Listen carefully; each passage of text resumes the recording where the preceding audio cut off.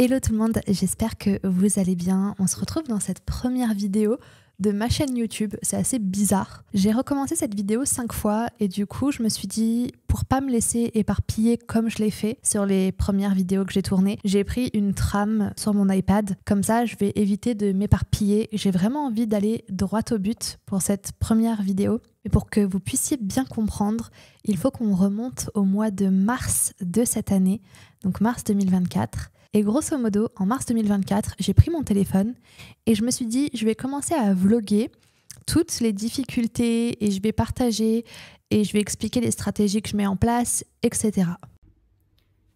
Hello tout le monde, je suis au bureau, on est dimanche 10 mars, je suis au bureau, j'ai plein de choses à rattraper, j'ai plein de vidéos à tourner, donc je vais être là pour la journée.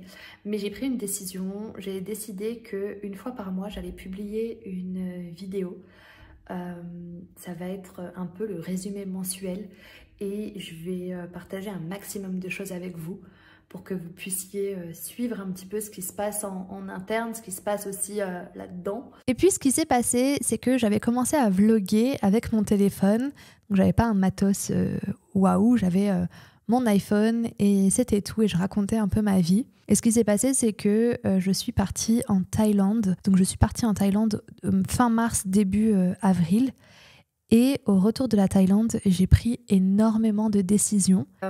Et puis mes vacances ont porté conseil parce que j'ai beaucoup tourné toutes les questions dans tous les sens du terme. Je me suis posé énormément de questions. Je me suis demandé ce que je voulais vraiment. Et je me souviens de l'année 2021-2022 comme potentiellement les années les plus magiques de ma vie. Et en fait, j'avais vraiment cette liberté. J'avais une certaine liberté de temps. Je travaillais beaucoup moins que ce que je travaille depuis 1 an. Là, sur ces derniers 12-13 mois, je fournis un effort pour les autres, mais pas pour moi. Et du coup, c'est hyper frustrant et c'est hyper compliqué. Donc j'ai pris la décision que j'allais faire de moi une priorité dans mon entreprise parce que si j'ai créé cette entreprise, à la base, c'est pour moi. Donc il y a des décisions qui vont se prendre, potentiellement des licenciements, potentiellement, voilà, on va réduire en tout cas l'équipe, ça c'est une certitude. J'ai envie de retomber sur quelque chose de beaucoup plus petit. Je me souviens des 2 premières années où je faisais quasiment vraiment tout toute seule, mais en même temps, ça me permettait de canaliser mes idées parce que je ne pouvais pas tout faire. Et je pense que c'est ça aussi, le fait d'avoir agrandi l'équipe me permettait de mettre en place absolument toutes mes idées, mais à quel prix ? L'une des décisions, ça a été de licencier pas mal de gens de mon équipe. C'est pas que ça m'a mis un coup, parce qu'aujourd'hui, je sais que c'était la meilleure décision et je sais que c'est quelque chose que j'ai compris en fait, que c'est quelque chose que j'aurais dû faire il y a bien longtemps. J'aurais pas dû attendre aussi longtemps. Et sur ce retour de Thaïlande, j'ai vraiment décidé de revenir sur un business plus petit. Je rêvais de moins. En fait, je me suis rendu compte lors de mon voyage en Thaïlande que j'avais vraiment envie de moins de pression, moins de chiffre d'affaires, moins de salariés, vraiment une équipe plus petite. Et du coup, j'ai pris la décision de licencier pas mal de monde. Donc le retour de la Thaïlande a été assez compliqué parce qu'il a fallu gérer tous les licenciements, il a fallu gérer l'humain qui est très complexe en soi. Et puis déjà, avant ce mois d'avril, j'avais pas mal de difficultés avec mes apprentis. Mais quand je suis rentrée de la Thaïlande, pour ma tranquillité, j'ai décidé que j'allais adopter l'attitude de je les calculais plus. Si elles avaient besoin de quelque chose, bien sûr, je leur apportais. Mais concrètement, j'avais plus envie de calculer ces gens-là parce que c'était un fardeau, finalement, pour moi. Tout le monde n'est pas fait pour gérer une équipe. Et je me suis aussi rendu compte que je ne voulais pas gérer ces gens. Ça me rajoutait une charge de travail qui était considérable et qui était anxiogène, chronophage. Et du coup, je suis partie du principe que pour ma tranquillité, je voulais plus les calculer et c'était mieux pour moi. Donc j'ai dû mener à bien tous ces processus, donc de licenciement, voilà, etc., de restructuration petit à petit. Du coup, j'ai pas vlogué comme je l'aurais voulu. Et puis le 13 juillet, il y a eu NKO Girl Boss. Donc c'est un événement qu'on a créé pour les femmes entrepreneurs. On avait des incroyables intervenants, notamment Cara Alwill qui est venue des États-Unis. Par nature, je pense que on est plutôt dans le don de soi, on prend soin des autres, et c'est un peu génétique. Mais connaître vos limites, c'est essentiel. Et être extrêmement clair. Notez-les. Allez-y.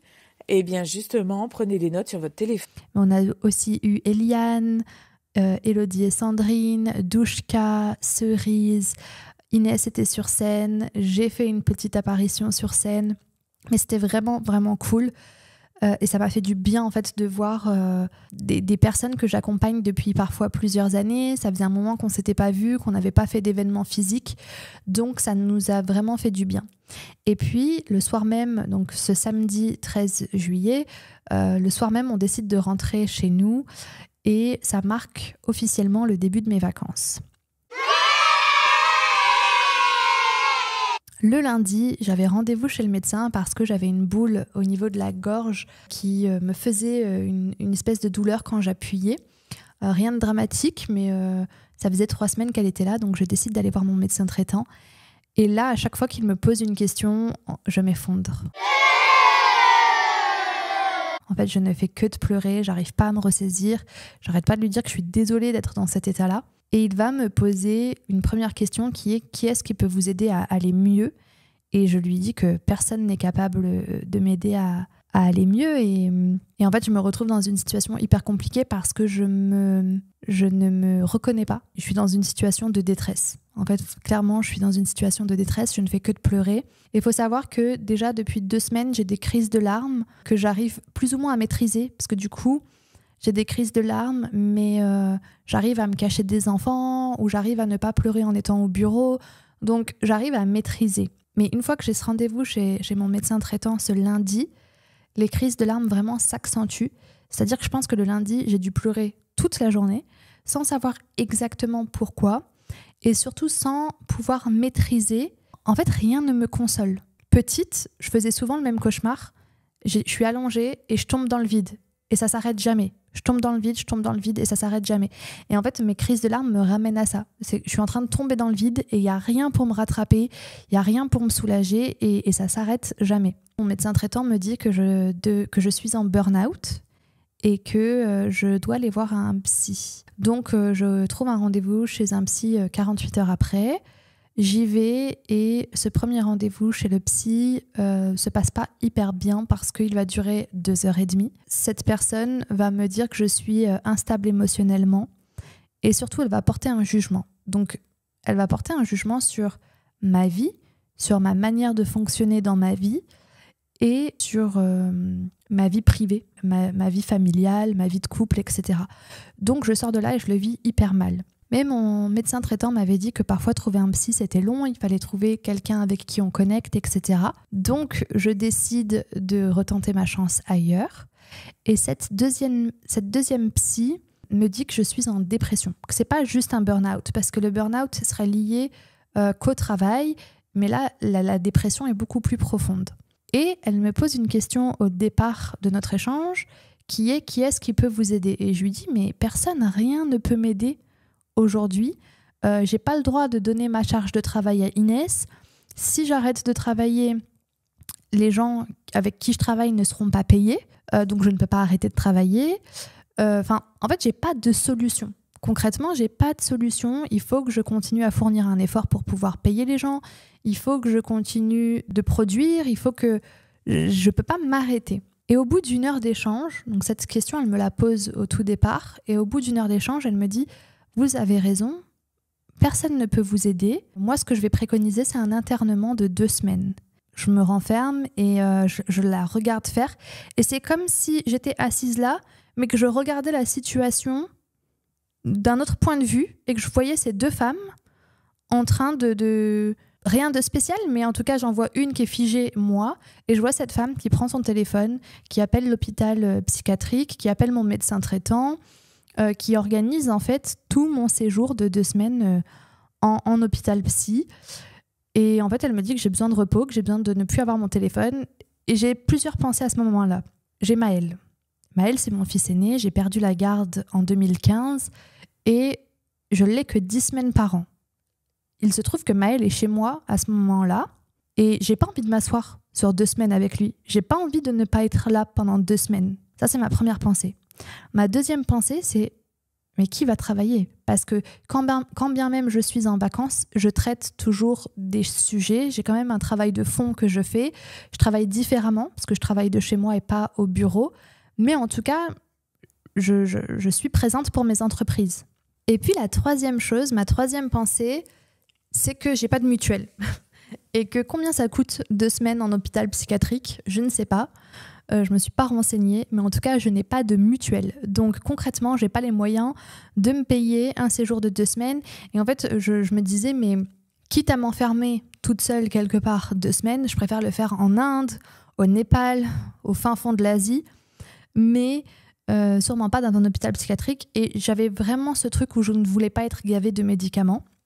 Donc je suis retournée voir mon médecin traitant. Mon médecin traitant m'a préconisé des médicaments que j'ai refusés. Je lui ai dit que je ne voulais pas. Et il m'a dit tente quand même une 3e psy. Et je tente une 3e psy. Et tout ça se passe sur un laps de temps de moins de 10 jours. Hein. C'est assez rapide quand même. Et cette 3e psy, son bureau est hyper cosy. Le rendez-vous, il se passe assis par terre. Et là, je comprends que je suis chez une psy qui est très sympa, mais qui n'a pas le rationnel que je recherche à ce moment-là.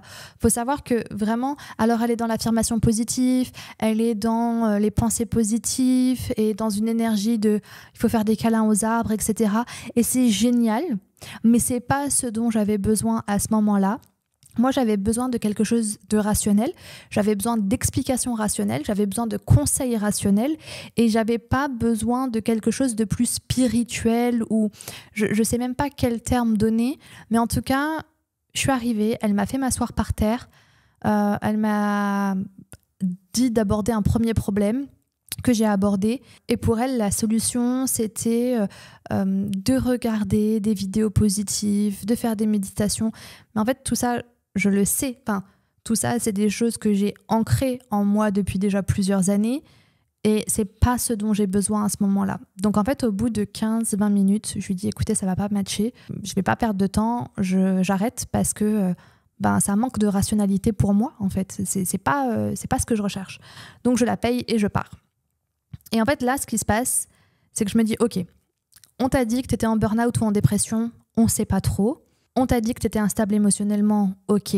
Ça fait 3 ou 4 semaines maintenant que tu as des crises de larmes incontrôlables. Tu as reçu l'info, c'est ok. Tu prends l'info, tu la mets dans une boîte, tu fermes la boîte. Si ça explose, ça explose. Mais en tout cas, on va mettre ça de côté pour l'instant. Et je pense que c'est comme ça que je fonctionne dans toute ma vie. Quand mon papa est décédé, ça a été un peu ça. Je prends l'info, je la mets dans une boîte, je me concentre sur autre chose. Le jour où ça pète, ça pète. Mais en fait, c'est aussi ce qui m'a permis de travailler mon deuil. C'est-à-dire que la boîte n'a jamais vraiment violemment explosé. Mais en tout cas, j'avais toujours des phases dans ma vie. Mais dès lors que je sentais que ça devenait trop dangereux, trop malsain, trop anxiogène, je prends l'info, je la mets dans une boîte, je ferme la boîte et je me concentre sur autre chose. Là, c'est exactement ce que j'ai fait. J'ai dit, ok, on prend l'info, mais je ne vais pas la traiter. Je prends l'info, je la mets dans une boîte et je me concentre sur autre chose. Et c'est exactement ce que j'ai fait. Je ne sais pas où ça va me mener.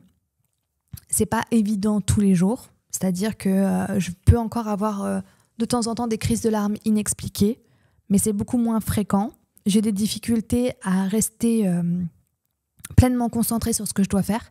Je vais vite partir sur des tâches que j'aime beaucoup.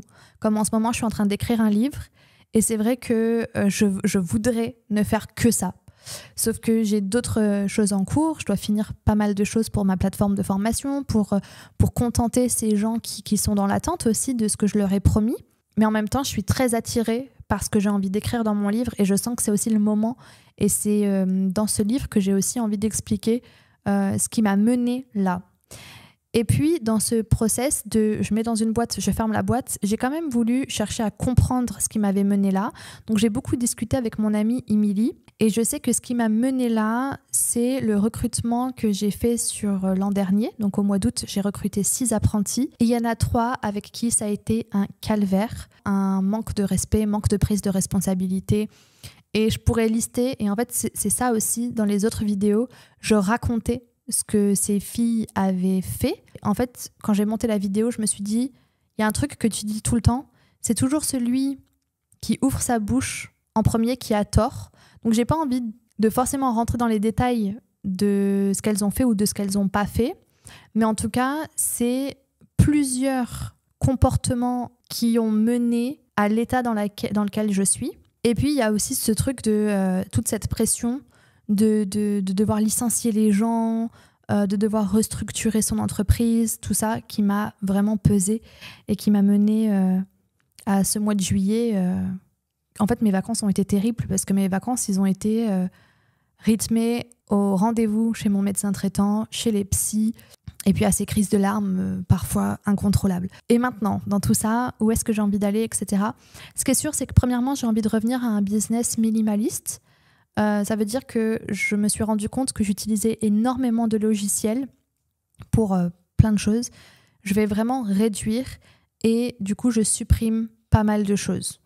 Donc ça, c'est la première chose et je veux vraiment aller sur quelque chose de minimaliste. Donc tout ce qui va pouvoir être automatisé, je suis en train de travailler dessus pour automatiser. J'ai envie de réduire les contrats. Donc il y a pas mal de contrats que je vais stopper, que je vais réduire. On va liquider les stocks et on va stopper.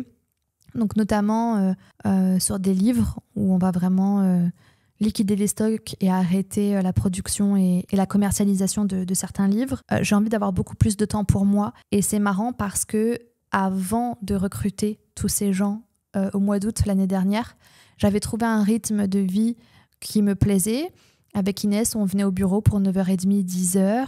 On allait au sport au moins 1 heure par jour, parfois plus. Et tout ça, ça me faisait du bien. Mais après, quand j'ai eu les apprentis, et comme elles n'ont jamais eu ma confiance, de par leur comportement, de par leurs actes, ça m'embêtait en fait de les laisser dans les bureaux. Il n'y a qu'à voir, hein, quand j'étais pas là, c'était l'anarchie. Elles en foutaient pas une. Donc, très concrètement, quand je venais au bureau, je me permettais pas de partir 1 heure au sport. Donc vraiment, j'ai envie de réduire les contrats pour avoir plus de temps. J'ai envie de faire beaucoup plus de choses qui me plaisent. Donc notamment là, écrire le livre. Et je suis en train de suivre une formation de ads. Et ça aussi, ça me fait beaucoup de bien d'être dans l'apprentissage de nouvelles choses. Donc je me fais coacher là-dessus. J'ai également pris un coaching pour optimiser toutes mes boutiques en ligne que je commence dans quelques jours. Et donc ça, c'est pareil, ça me fait du bien d'avoir des projets. Alors l'idée n'est pas de recréer le monde et de sortir de nouveaux produits. L'idée, c'est surtout d'optimiser ce qu'on a déjà et comment faire pour vendre davantage, toucher de nouvelles personnes, etc. Et il y a un dernier point, et ça, c'est vraiment un conseil de mon médecin traitant. Il m'a dit une chose à la fois et on n'a plus de vision à long terme. Ça veut dire que là où d'habitude, au mois de septembre, je suis déjà en train de travailler sur l'été prochain. Donc généralement, au mois de septembre, je travaille déjà sur juillet-août de l'année prochaine. Aujourd'hui, je n'ai même pas encore fini de préparer mon Black Friday de cette année. Et en fait, je vais vraiment suivre le conseil de mon médecin. Je ne veux plus pour l'instant de vision à long terme. Ce que je sais, c'est que je veux moins et je mets mon énergie dans le au jour le jour.